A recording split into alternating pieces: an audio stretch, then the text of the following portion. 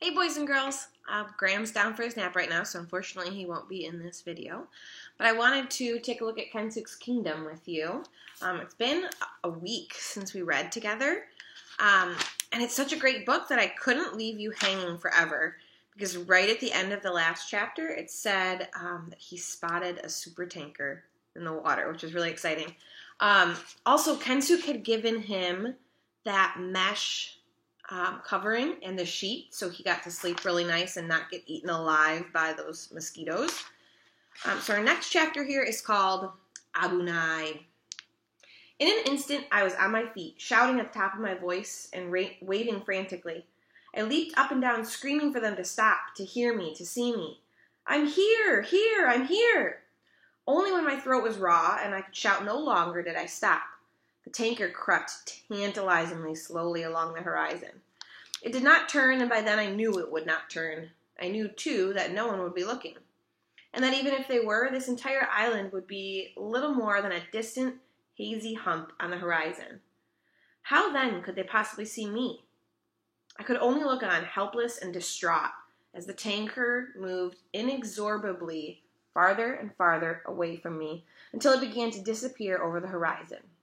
This took all morning long, a morning of dreadful anguish. Once again, we've come to a lot of vocabulary words here. I would love if you would Google and comment with the definition for distraught,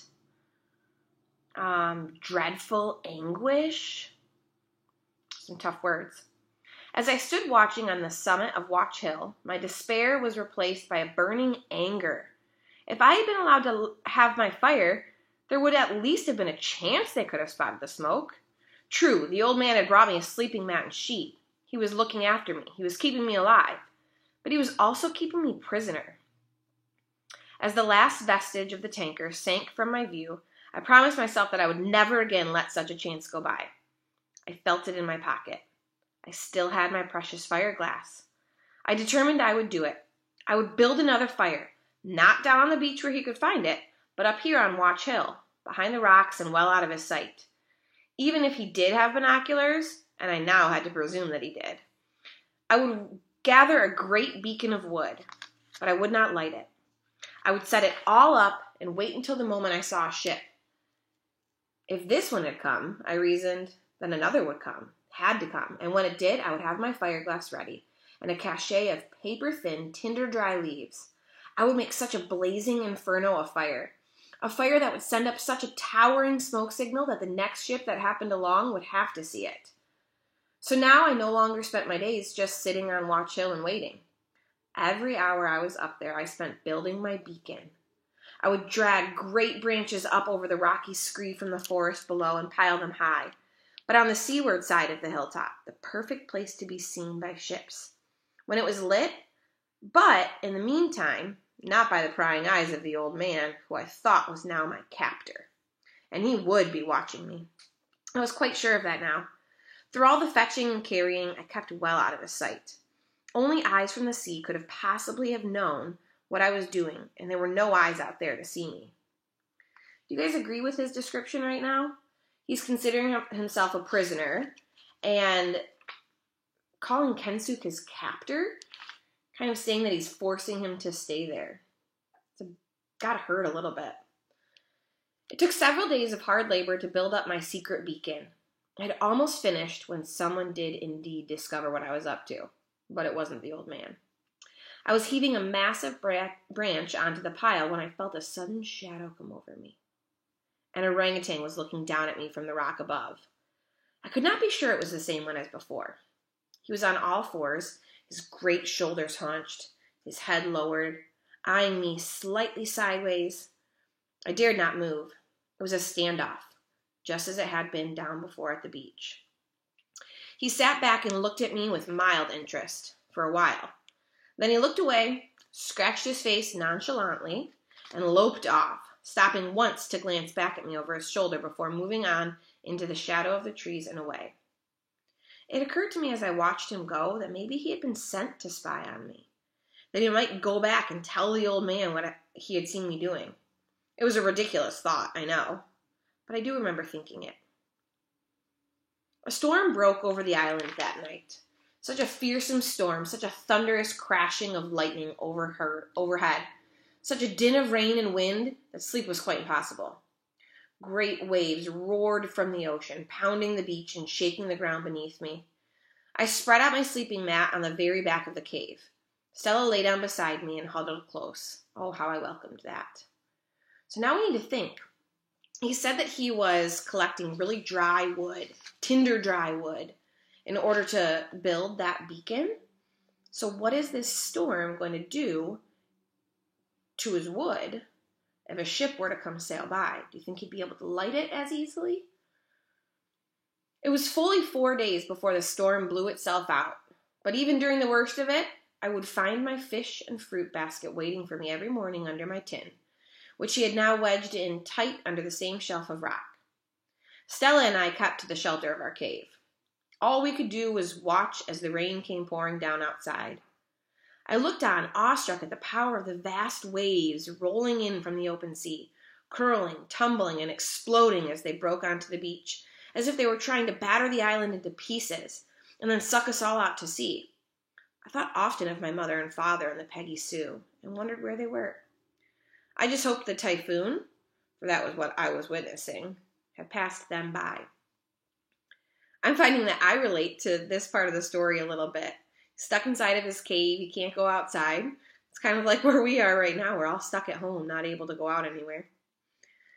Then one morning, as suddenly as the storm had begun, it stopped. The sun blazed down from a clear blue sky, and the forest symphony started up where it had left off. I ventured out. The whole island steamed and dripped. Oh, I can kind of feel that. I went at once up to Watch Hill to see if I could see a ship, perhaps blown off course, or maybe sheltering in the lee of the island. There was nothing there. That was a disappointment, but at least I found my beacon had not collapsed. It was sodden, of course, but still intact. Based on what just happened, what do you guys think the word sodden could mean? I'm guessing that it means really wet or soaking wet. Maybe you could Google that. Everything was sodden. There could be no fire now until it had dried out. The air was hot and heavy all that day. It was difficult to move at all, difficult to breathe. Stella could only lie and pant. The only place to cool off was the sea, so I spent most of the day lolling lazily in the water, throwing the occasional stick for Stella to keep her happy. I was lying in the sea, just floating there and daydreaming when I heard the old man's voice. He was hurrying down the beach, yelling at us as he came and waving his stick wildly in the air. Yamero, Abunai, dangerous! Understand? No swim! He did not seem to be angry with me, as he had been before, but he was clearly upset about something. I looked around me. The sea was still heaving in, but gently now, breathing out the last of the storm. The waves falling limp and exhausted onto the beach. I could see no particular danger. Why not? I called back. What's the matter? He had dropped his stick on the beach and was wading out through the surf toward me. No swim! Damida! Abunai! No swim! Then he had me by the arm and was leading me forcibly out of the sea. His grip was vice-like. There was little point in struggling. Only when we were back on the beach did he at once release me. He stood there breathless for a few moments. Dangerous. Very bad. Abunai. He was pointing out to the sea. No swim. Very bad. No swim. You understand? He looked me hard in the eye, leaving me in no doubt that this was not meant as advice. This was a command that I should obey. Then he turned and walked off into the forest, retrieving his stick as he went. Stella ran after him, but I called her back. I felt at that moment like defying him openly. I would charge back into the sea and frolic as noisily and provocatively as I could. That would show him. I was bristling at the outrageous unfairness of it all. First, he would not let me light my fire. Then I was banished to one end of the island, and now I wasn't even allowed to swim? I wanted to call him every name I could think of, but I didn't. I didn't go swimming in the sea again either. I capitulated. That's a tough word. Capitulated. Capitulated. Fated. Google that one. That's a tough one. I gave in because I had to. I needed his food, his water, until my secret beacon of wood dried out, until the next ship came by. I would have to do as he said. I had no choice. I did make a man-sized sculpture of him lying in the sand outside my cave, and I did jump up and down on him in my fury and frustration. It made me feel a little better, but not much. Until now, except for the occasional gut-wrenching pangs of homesickness and loneliness, I had by and large managed to keep my spirits up. But not anymore. My beacon stayed obstinately damp. Every day I went up to Watch Hill, hoping to sight a ship. And every day the sea stretched away on all sides, empty. I felt more and more isolated, more and more wretched. In the end, I decided not to go on to Watch Hill anymore. It just wasn't worth it. Instead, I stayed in my cave and curled up on my sleeping mat for long hours during the day. I lay there drowning in my misery, thinking of nothing but the hopelessness of it all, how I would never get off this island, how I would die here, and my mother and father would never have even known what happened to me. No one would, except the old man, the madman, my captor, my persecutor. We're seeing a big shift in Michael here. I want you to think about and comment below on why you think this change is happening and how it might impact the rest of the story and what happens next. I'm hoping to read again sometime next week and post another video. We've got some exciting things coming up in the story, and those of you that have the book at home, try not to read ahead if you haven't already. Tomorrow or later today, I'm going to post some math problems that you might do, and hopefully Graham can be involved for that. But I miss you guys. I hope that you are staying busy in all the right ways at home and not driving your parents mad. And I hope that we can see each other soon. Bye.